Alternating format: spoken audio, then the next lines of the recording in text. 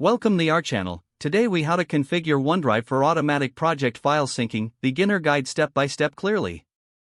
Open your computer and locate the OneDrive application. If you don't have OneDrive installed, download it from the official Microsoft website. Once installed, launch OneDrive by clicking on its icon.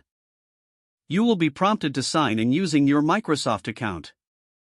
Enter your credentials and click on the Sign In button. After signing in, you will see a welcome screen. Follow the prompts to set up your OneDrive storage. You can choose the folders you want to sync to your computer.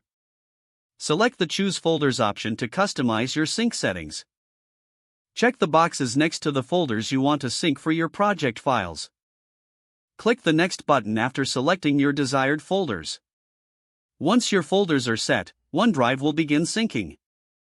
Locate the OneDrive folder in your File Explorer or Finder.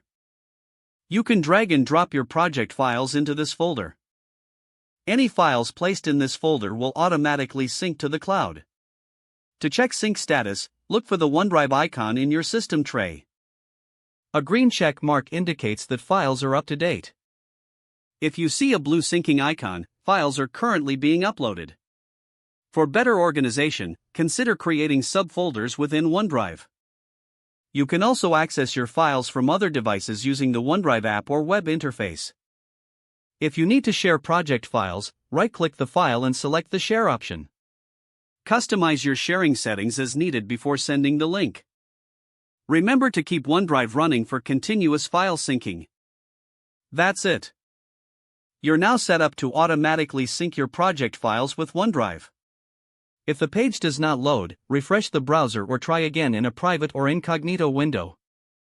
Make sure you are using the correct email address, then retype it carefully to avoid small typos. If your password is not accepted, use the Reset option and create a new strong password you can remember. Don't forget to like this video and subscribe to our channel for more step-by-step tech guides.